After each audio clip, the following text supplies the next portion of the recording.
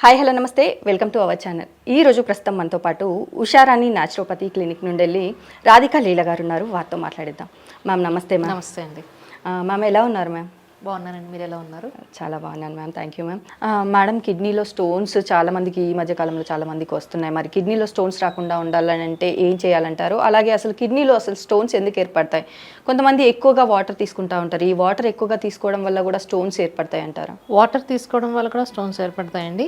Fluorine content కనుక వాటర్లో ఉన్నట్లయితే ఖచ్చితంగా స్టోన్స్ ఫామ్ అవుతాయి. ఈ విషయం చాలామందికి తెలియక వాటర్ ఎక్కువ తీసుకోవడం వల్ల నాకేమి స్టోన్స్ ఫామ్ అవ్వవు అవును అని చెప్పేసి అనుకుంటూ ఉంటారు.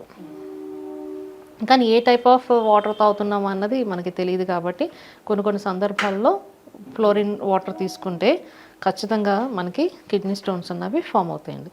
ఇప్పుడున్న ఫుడ్లో అంతా కెమికల్ బేస్డ్ కాబట్టి చాలామందికి కిడ్నీ స్టోన్స్ కామన్గా ఫామ్ అవుతున్నాయి. మరి దాని గురించి నేను ఏం చేయాలి అంటే, ముల్లంగి ఉంటుంది కదండి, ఆ ముల్లంగి కొంచెం తీసుకుని తింటూ ఉండాలి మధ్య మధ్యలో. తర్వాత టమాటాను పాలకూర కలిపి తినకూడదు. ఓకే. మీరు పాలకూర విడిగా తినండి, టమాటా కూడా తినండి, కానీ గింజలు తీసి తినాలన్నమాట. ఈ చిన్న టిప్స్ పాటిస్తే మనకి ప్రాబ్లం. కానీ ఒక్కసారి కిడ్నీ స్టోన్స్ వచ్చిన తర్వాత మాత్రం కొంచెం కేర్ఫుల్గా ఉండాలండి. వన్స్ ఒకసారి ఫామ్ అయిందంటే మళ్ళీ ఫామ్ అయ్యే ఛాన్సెస్ ఉంటాయి. స్పిరిచువల్గా మీరు పవర్ని పెంచుకోవాలి, పవిత్రతా శక్తిని. నేను పవిత్రతా సంపన్నమైన జీవాత్మను అని చెప్పి అనుకుంటూ ఉండాలి. లేదు అంటే ఓం శ్రీ స్వాదిష్టానాంబు జగతాయ నమః అన్న లలిత సహస్రనామాన్ని చేసుకుంటూ ఉండండి. లేదంటే ఈ ముద్ర వేసుకోండి. ఓకే. ఆక్యుపంచర్ ద్వారా తగ్గించవచ్చు అంటారా వీటిని? అంటే కిడ్నీ స్టోన్స్కి ఆయుర్వేదిక్ మెడిసిన్ అయితే ఉందండి. స్టోన్స్ కరిగిపోతాయి. ఆక్యుపంచర్ విధానంలో ఏంటంటే పెయిన్ ఎక్కువ వచ్చేస్తుంది స్టోన్ ఉన్న వాళ్ళు కదిలినప్పుడు. ఆ పెయిన్కి పెయిన్ కిల్లర్ వాడకుండా, అంటే ఇన్ఫెక్షన్ లేకుండా మనకి ఆక్యుపంచర్లో కంట్రోల్ చేయొచ్చు. ఆల్రెడీ చాలామంది పేషెంట్స్కి అయితే చేశాను.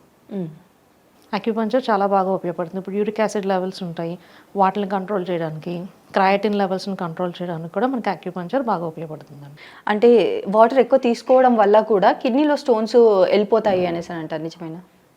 వాటర్, ఆ కిడ్నీ స్టోన్స్ ఉన్న వాళ్ళు ఖచ్చితంగా వాటర్ ఎక్కువ తీసుకోవాలి ఆ టైంలో. ఎందుకంటే అది కదలికలతోటి మనకి పెయిన్ వస్తూ ఉంటుంది.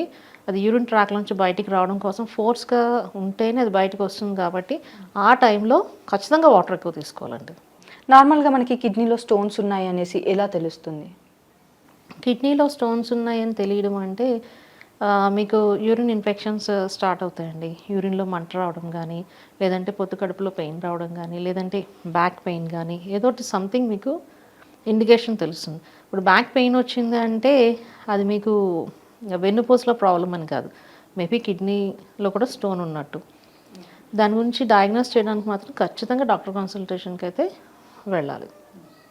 ఫుడ్ విషయానికి వచ్చేసరికి పాలకూర టమాటా కలిపి తీసుకోకూడదు అన్నారు. పులుపు వస్తువులు కూడా తీసుకోకూడదు అనేసి కొంతమంది చెప్తూ ఉంటారు, నిజమేనా అది? పులుపు వస్తువులు అంటే లిమిట్గా తినచ్చండి. ఇప్పుడు ఓవర్గా అన్నది ఇప్పుడు ఎవరు తింటున్నారు చెప్పండి? ఎక్కువగా మనం ఏమీ తినట్లేదు కదా. ఇదివరకు ఆహార పదార్థాలు ఎలా తీసుకున్నారు, చాలా ఎక్కువ క్వాంటిటీలో తీసుకున్నారు. ఇప్పుడు తినేదే చాలా కొంచెం. కాబట్టి నేను స్పెసిఫిక్గా ఇది తినద్దు అది తినద్దు అని అను, కానీ మీకు కావాల్సింది తినండి, లిమిట్గా తినండి. అంటే మీకు దేనివల్ల, అంటే ఏది తీసుకుంటే మీకు ప్రాబ్లం వస్తుంది అన్నది మీకే తెలుస్తుంది, మీకే అర్థమవుతుంది. దాన్ని చూసుకుని మీకు ఏదైతే ఆహార పదార్థం తీసుకున్నట్టు కొంచెం తేడాగా అనిపిస్తుందో ఆటోమేటిక్గా దాన్ని ఆపేయండి. బాగానే ఉందో అనుకున్న వాళ్ళు తీసుకోండి, ప్రాబ్లం ఏం లేదండి. ఒకవేళ ఆక్యుపంచర్ ట్రీట్మెంట్ కూడా తీసుకోవాలి అనేసి అనుకుంటే నార్మల్గా ఎన్ని సిట్టింగ్స్ పడతాయి?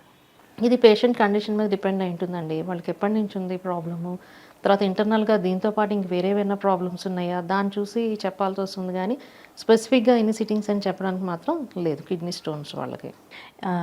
లైక్ ఈ స్టోన్స్ ఉన్నాయనేసి యూరిన్ ఇన్ఫెక్షన్ ద్వారా తెలుస్తుంది అనేసి అన్నారు. ఇటు యూరిన్ విషయానికి వచ్చేసరికి యూరిక్ యాసిడ్ లెవెల్ని కంట్రోల్ చేయాలి అనేసి అని అంటే ఏం చేయాలంటారు? దానికి ఆక్యుపంచర్ ట్రీట్మెంట్ బెస్ట్ ట్రీట్మెంట్ అండి. తర్వాత మీరు ఈ ముద్ర చేసుకోవచ్చు. ఓం శ్రీ స్వాదిష్టానం జగతాయ నమః అని కానీ, లేదు అంటే నేను పవిత్రతా సంపన్నమైన జీవాత్మను అని మెడిటేషన్ చేసుకుంటూ ఉండాలి. ఖచ్చితంగా డాక్టర్ కన్సల్టేషన్కి రావాలండి. ఎందుకంటే మన మెంటల్ కండిషన్ అంతా కూడా కిడ్నీ మీద డియాక్టివేట్ అయిపోతూ ఉంటుంది పడి. దాంట్లో నుంచి మనం బయటపడాలి, నా థాట్స్ కూడా ప్యూరిటీగా ఉండాలి అంటే డాక్టర్ కన్సల్టేషన్కి వచ్చి మనం ఎప్పుడైతే ఆక్యుపంచర్ ట్రీట్మెంట్ తీసుకుంటూ ఉంటామో ఆటోమేటిక్గా మన థాట్స్ కూడా పాజిటివ్గా మారిపోతాయి. అంతేకాకుండా ఇంటర్నల్ లింక్స్ ఉంటాయి ఒకదానికోటి.